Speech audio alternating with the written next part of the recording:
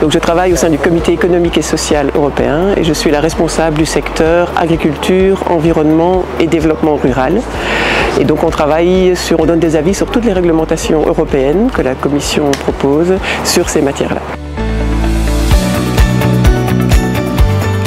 Mes parents étaient agriculteurs, donc j'ai voulu rester dans le monde agricole, mais j'avoue que j'étais plus intéressée par la chimie au départ. Donc je suis venue pour le côté chimie, et puis finalement, voilà, certains cours dans les 2 premières années m'ont plutôt orientée vers la défense des végétaux, les biotechnologies, toutes ces nouvelles technologies qui ressortaient.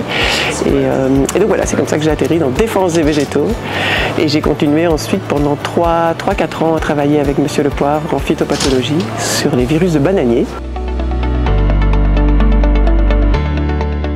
Donc moi je suis vraiment passée du labo au bureau, je faisais de la recherche et ensuite j'ai voulu voir plus le côté pratique en fait, voir comment cette recherche aboutissait dans des vraies solutions agronomiques sur le terrain et comment c'était réglementé par rapport à la gestion de risques notamment. Et donc j'ai commencé à travailler sur les OGM, donc ça fait parfois peur.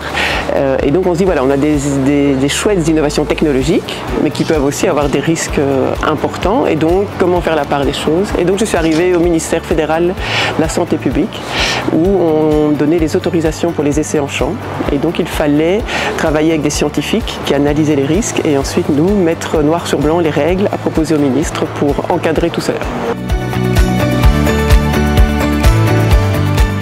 Moi, le conseil que je donnerais, c'est l'esprit d'initiative. Vraiment, je crois que quand on sort de Jean Blou, on a en main tous les outils pour être créatif et pour proposer des choses, pour voir des choses. Et donc, il ne faut pas jamais s'enfermer, dire « Ah, mon chef m'a demandé de faire ça, je fais ça ».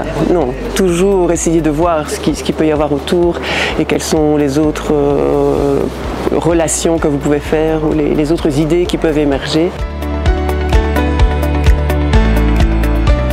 Bosser les langues, voyager pour apprendre le néerlandais, l'anglais, l'espagnol, ça vous ouvrira beaucoup de portes.